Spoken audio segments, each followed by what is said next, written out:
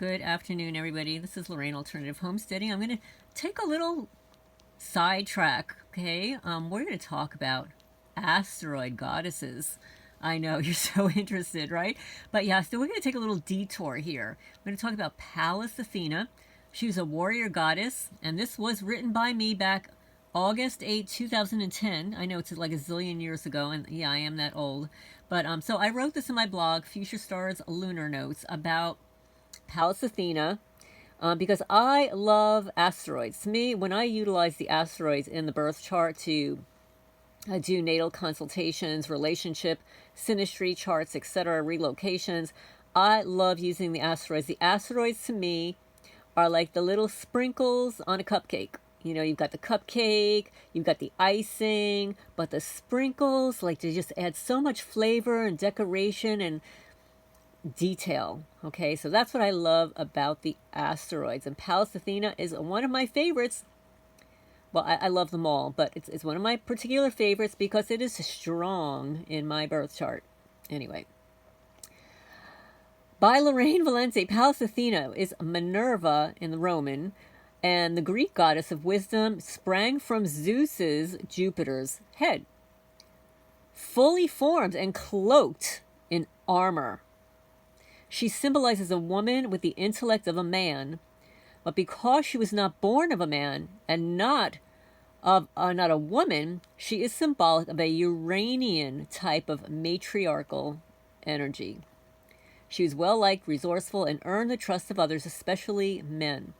Although a warrior goddess, she is peaceful in her strength and wisdom. She also represents justice, righteousness, and the tendency to fight for the underdog. Her inner courage enables and protects her in surviving battles. She enjoys competition and possesses skill in most sport. Her association with the owl, symbolic of inner wisdom, and special visual perception is well-deserved. She is, quote-unquote, Joan of Arc, the stereotypical creative, intelligent woman with an abundance of inner strength. Joan of Arc had Pallas conjunct her Uranus in her natal chart. Albert Einstein's Pallas conjunct his 10th house, Saturn in Aries, and prominent psychoanalyst Sigmund Freud had Pallas conjunct Pluto in the 6th house. John Lennon's Pallas was conjunct his Libra sun, and Farrah Fawcett had Pallas conjunct her sun in the 8th house. In the natal chart, she, Pallas, is symbolic of the way a woman makes her way in a man's world. She symbolizes a woman's relationship with her father. In her wisdom, she also has the role of counselor to her father. This symbolism is applicable in the way that she treats males in general and in her relationship with them.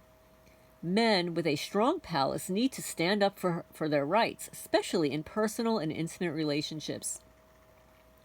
Pallas possesses an intellectual, warlike nature. She was credited with inventing weaving, the potter's wheel, spinning, needlework, and was associated with navigation, precision, mediation, political activism, counseling, diplomacy, the visual arts, musical instruments, agriculture, and especially the olive tree. This was Lehman, 1988.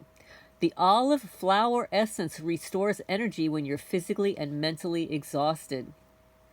Her ability to plan strategies and carry out those plans utilizing unique systems and concepts is her strength. In the birth chart, she's an indicator of intelligence and particular type of perception. Although perceived to be somber and serious, she is strong and takes decisive action and never whines or complains. Pallas is also symbolic of the mind-body connection and the healing arts in general. Flashes of insight, acute pattern perception, foresight, creative genius, and physically creating works of art are indicative of a prominently placed Pallas. Pallas may be associated with androgyny. Some astrologers point to her in the charts of bisexuality or lesbianism because she has the unique ability to express both feminine and masculine perceptions. It is more likely that her intellect and perceptions differ from the stereotypical female, resulting in societal judgments. While the way we sex others, and the type of sex we enjoy is expressed in the birth chart. Gender and sexual orientation is not. For all those naysayers out there, it's not there. Negatively, Pallas could identify with men more than with women, resulting in her losing her femininity. Since she wore a protective suit of armor to ease into a man's world, this armor could symbolize defense mechanisms such as intellectualizing or rationalizing situations to place a distance between the self and others, as to not experience feelings and pain deeply rooted in the feminine experience. Interestingly, while Pallas was respected and admired by men, she was never quite validated by them as a woman. Her physical and intellectual qualities threatened many males. Her creative abilities and intellect were not considered to be quote-unquote feminine traits, desirable in attracting men, even though she was quite attractive in appearance. Most daughters and women are taught to play dumb. They are conditioned by society that women should repress their creative expression and avoid rejection from men. This is changing as younger generations of men prefer and seek intelligence and equality, as well as attractiveness in a partner. A modern-day Pallas Athene is a woman of the new age, unwilling to compromise any part of whom she is to be in a relationship. Equality is her goal in relationships, which is why Pallas is also linked to the partnership sign of Libra. With Pallas' association with Uranus and Aquarius, her prominence in your chart indicates how you, if you're a woman, operate in a quote-unquote man's world. And if you're a man, how you operate in a quote-unquote woman's world. It's also symbolic of how you place aside your sexual nature in order to relate platonically to the opposite sex, either in business or friendship. And the references I utilized here was L.J. Lehman, The Ultimate Asteroid Book, 1988. And also, I'd like to give the shout out to one of my favorite asteroid goddess women is Demetra George, who discusses the 4 asteroid goddesses quite eloquently in her book, Asteroid Goddesses. So anyway, do you know where Pallas Athene is in your chart? Inquiring minds would like to know. I'll tell you, mine is elevated up there in the 9th house. 9th house is truth, justice, education, long-distance travel, and the American way.